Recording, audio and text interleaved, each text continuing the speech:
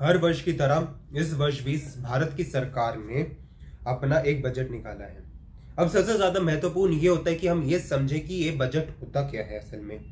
तो साथियों, बजट होता है जहां पे सरकार अपने जो पुराना वित्त वर्ष है, जो अपना फाइनेंशियल ईयर जो उनका जा चुका है, उसको वो एनालाइज करती है। उसके बेसिस पे वो देखती है कि उसके क्या एक्सपेंडिचर्स रहे थे, कितना उसका रिसिप्ट हुआ था, कितना उन्होंने प्लान किया था और कितना उनका एक्चुअल में एक्सपेंडिचर और रिसिप्ट्स हो पाए थे।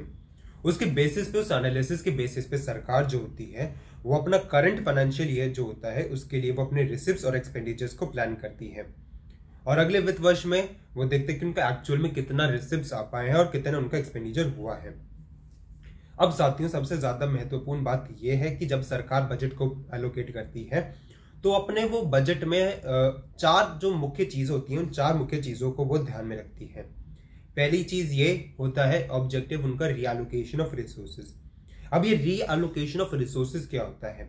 ये रीएलोकेशन ऑफ रिसोर्सेज में सरकार ये सुनिश्चित करती है कि जिन चीजों पर उनको प्रमोट करना है, जहां से जो जैसे खादी का प्रोडक्ट हो गया या वो सब चीज होता है, वहां पे सरकार टैक्स कंसेशंस दे देती हैं, सरकार वहां पे सब्सिडीज दे देती हैं, या फिर जिन चीजों को वो डिसप्रमोट करना चाहती है तो वहां पर सरकार जो होती है वहां पे वो महंगे टैक्स लगा देती है, ज्यादा टैक्स लगा देती है, जिसकी वजह से जो उसका प्रोडक्ट होता है वो महंगा हो जाता है। सरकार जो होती है वो लोगों को उसको खरीदने से उसको रोक पाती है।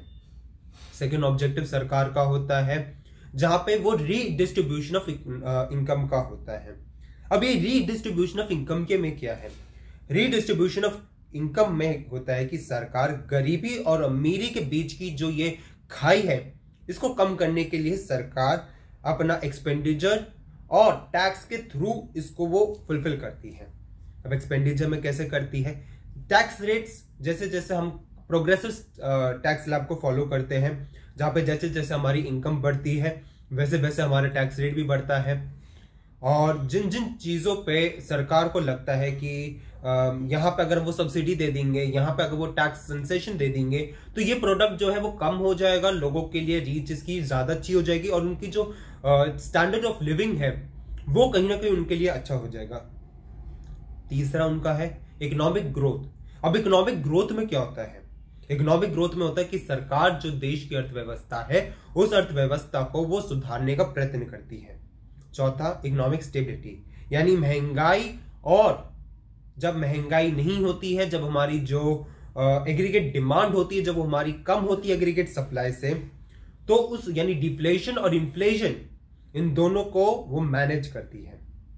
तो अब हम बात करते हैं आज जो सरकार ने अपना बजट निकाला है, वित्त वर्ष का जो उन्होंने बजट निकाला है उसके बारे में अब हम बात करते हैं। सरकार, अब आपने समझ लिया कि सरकार बजट में क्या करती है, लेकिन आज जो सरकार ने बजट निकाला है इसमें ना तो महंगाई के बारे में पता चलता है, ना इसमें बेरोजगारी के बारे में पता चलता है, ना इसमें मजदूरों के लिए कोई प्रावधान है, ना इसमें सैनिकों के लिए, गृहिणियों के लिए, किसी के लिए कोई प्रावधान नहीं है। अब आपको मैं बताता हूं कि ये वित्त वर्ष का बजट है ये किसको ध्यान में रख के इसको निकाला गया है। इस वित्त वर्ष के जो बजट है उसको निकाला गया है आने वाले जो 3-4 राज्यों में चुनाव हैं उनको ध्यान में रखकर। सरकार ने बजट को अपना एक राजनीतिक हथकंडा बना दिया है।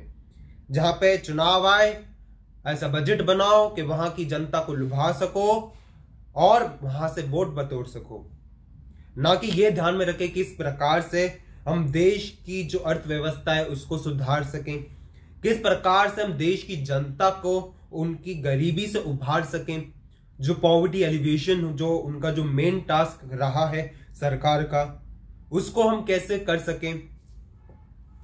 तो सरकार ने इन सब चीजों के बारे में कुछ नहीं सोचा है। अब आपको मैं बताता हूं, गरीब मजदूरों की जो रोजगार की जो स्कीम निकाली गई थी कांग्रेस पार्टी ने, मनरेगा, उस मनरेगा में सरकार ने उसका जो बजट एलोकेशन है, जो उनको फंड एलोकेट किया गया है इस वित्त वर्ष में, वो उन्होंने कम कर दिया है।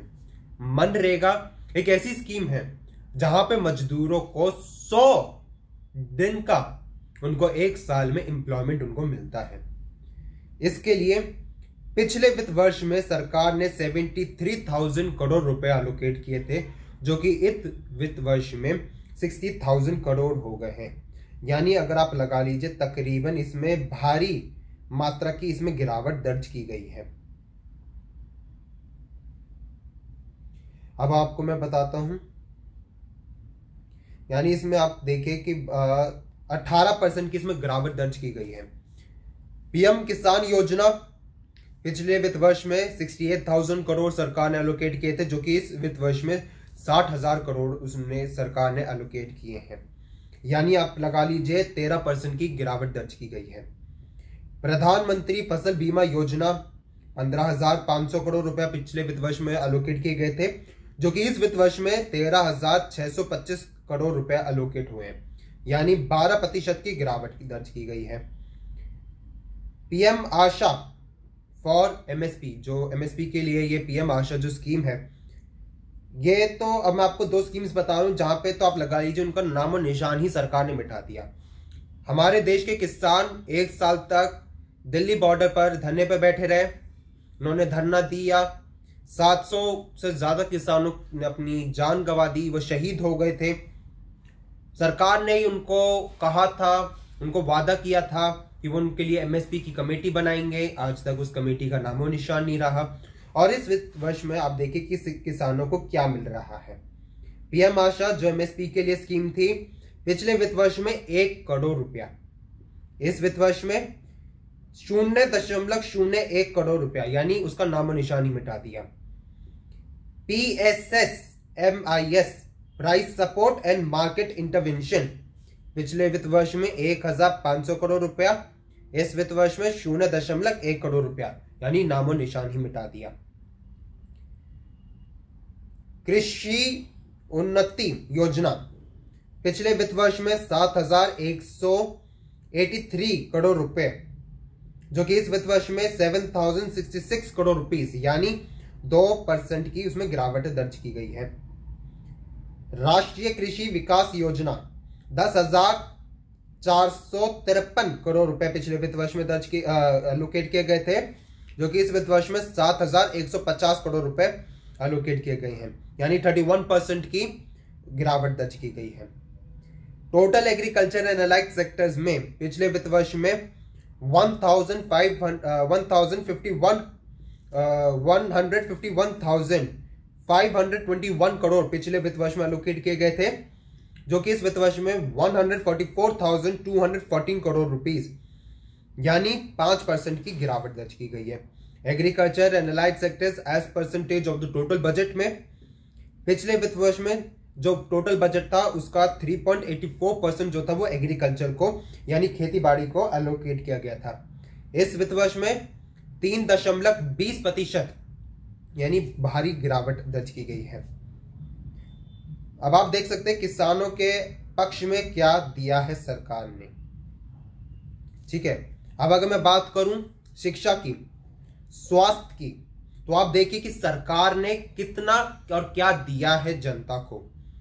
शिक्षा जो टोटल बजट था उसको अगर मैं परसेंटेज की बात करूं तो पिछले बजट का जो था वो 2.64% टोटल बजट का सरकार ने शिक्षा को अलॉट किया था, जो कि इस साल हो गया है 2.51%। स्वास्थ्य की अगर मैं बात करूं तो टोटल बजट जो पिछले साल का था वो 2.20% था, जो कि इस बार घटकर हो गया है 1.98%।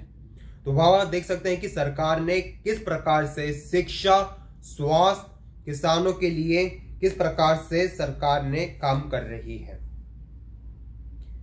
मजदूरों के लिए कुछ नहीं है, किसानों के लिए आपने सुना कुछ नहीं है। बेरोजगारी जो कांग्रेस यूपीए के दरमियान थी वो थी बेरोजगारी दर 2.2%, जो कि आज भाजपा की सरकार में 8% हो गई है। यानी आज तकरीबन अनुमानित तौर पर 6 करोड़ से ज्यादा युवा बेरोजगार हैं। सरकार ने वादा किया था कि 18 करोड़ नौकरियां मिल जानी चाहिए। अगर मैं आज 9 साल के हिसाब से देखूं तो आज सिर्फ और सिर्फ कुछ चंद हजार या लाख, कुछ लाख भी नहीं हो पाई होंगी, सिर्फ चंद हजार नौकरियों के पत्र देकर सरकार अपने आप को बचाने का प्रयत्न कर रही है। आज 30 लाख सरकारी पद खाली हैं। आप देखिए, जो जहां 18 करोड़ रोजगार मिलने थे वहां आज 30 लाख पद खाली हैं। यह है मोदी सरकार की असलियत। साथियों, भी कुछ दिन पहले हम देखें तो एक बहुत बड़ी रिपोर्ट सामने आई थी अमेरिका की, जो हिंडनबर्ग की जो रिपोर्ट थी, उसमें अडानी समूह जो है उसका बहुत बड़ा काला चिट्टा सामने आया था।